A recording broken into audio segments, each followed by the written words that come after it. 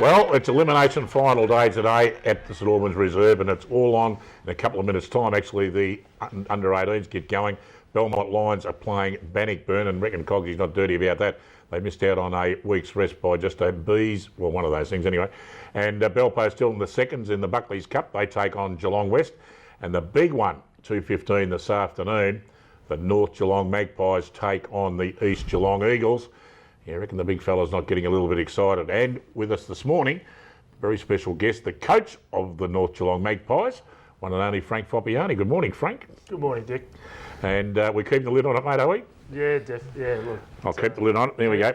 Oh my There you go. God. I'm allowed to wear that, Frank? Jeez. No, fair enough. Okay.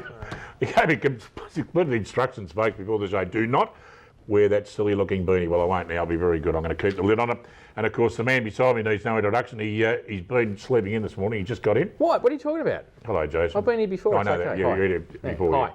How you going, mate? Yeah, no, good, thank you. That's good. Now, do you want to ask Frank why the North Geelong Magpies will beat the East Geelong Eagles comprehensively this afternoon? Frank, why will the North Geelong Magpies beat the East Geelong Eagles? Comprehensive. No, you've been going pretty well. A good lead up to the finals, and some players in good form. So, where do you think you've got a little bit of an edge over East Geelong?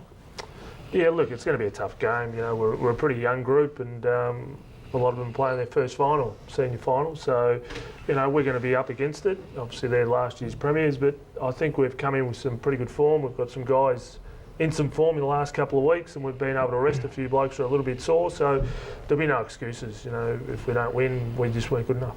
And I suppose a lot of the discussion has been about your forward line, about Paul Briggy and Toddy the Body, as Dick likes to call him, and your forward line players. But it's your back line is obviously vitally important, especially with the firepower that East have, Ryan Closter and Scrobbelack and a few others up there. Yeah, definitely. Look, they've been pretty much the same six pretty much all year. So you know, we're going to rely on them to stop them kicking goals, obviously, and then, you know, we have to kick a winning score ourselves. So, yeah, look, I'll have faith in them blokes, and we've got some backups just in case we need to, adjust that. But, you know, I've got faith in the back six to do their job. Do you adjust your game plan any because you're playing at St Albans in terms of the ground and size? And I suppose North Geelong's pretty much the same sort of size as St Albans. Yeah, look, that's going to be an advantage, obviously, and no, we won't change. I mean, you know, we'll just stick to our guns and play the way we know we can play, and hopefully that's enough for us to win.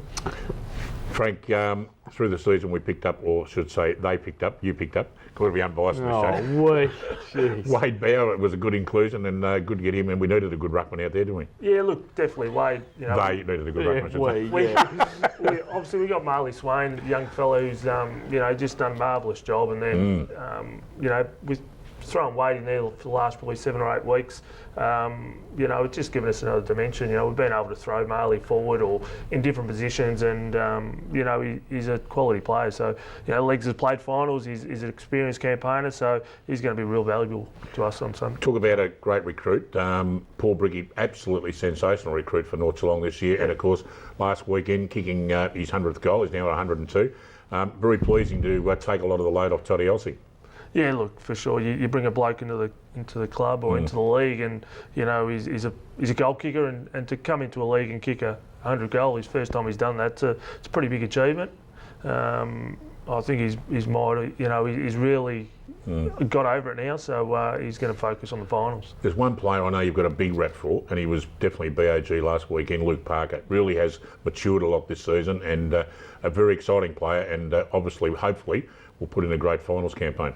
Yeah, look, that's good players. That's where they're can be great players or just standard players. And Luke's last month has been pretty good, and I've given him the opportunity to play in different roles, and he's stood up. So he's going to get an opportunity in the finals to really show what he's capable of. Just before Jason asks another question, I'll just keep going here, Jay, if that's okay. North Geelong's Stop dribbling, Ken. I know. North Geelong's biggest problem all year, especially playing sides above them, that they haven't put in the full quarters. There's been some dreadful third quarters. We've had Werribee on toast, basically, East Geelong on toast, come back 10 goals in the last quarter, nearly knocked off East Geelong. In front of Werribee Centrals, got beaten in the last couple of minutes. They've just got to learn to put those four quarters together. How do you get that into their heads to make sure they do that?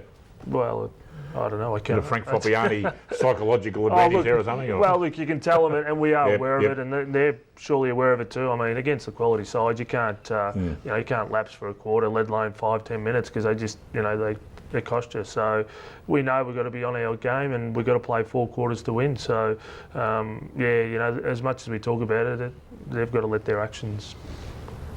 It must be satisfying to know that a lot of the team is North Geelong juniors and have come through the program, and you've still got, obviously this year they're going really well. They won the premiership last year and look like they might do it again now. It must be satisfying to know that the program at the club is working as well as picking up a few recruits along the way. Yeah, definitely. That's the greatest, achievement that the clubs, they've got the juniors coming through, and I think there's 3 or 4 that have actually played in the under-18s this year that I played last year and they haven't played this year. So, that's just, and they're all up next year. So at the moment, the club's in a pretty good position with that, and, some great under-16 kids coming through. So, I'm happy to play these kids if they're up to, senior footy. So, Jason, how do you reckon they'll go? Who's going to be the winner and how by? And how's going to be the big influence in the game?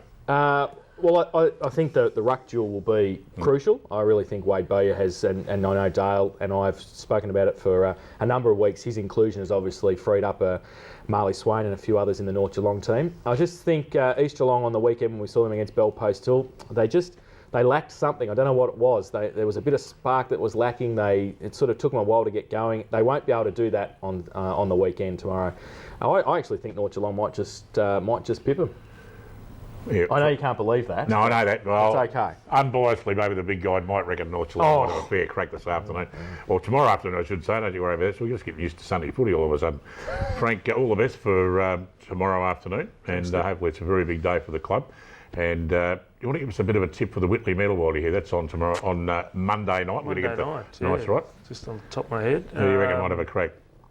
I reckon it's out of Luke Parker, Cam Fletcher, Wade Bowyer, Paul Briggs. But I mean, I'm pretty unbiased Actually, anyway. I'd like to see Desi Fitzy get a few votes. He's had a really good year, and he does a power of work, and he's a great leader for the club. So it'd be nice if Des got a few votes.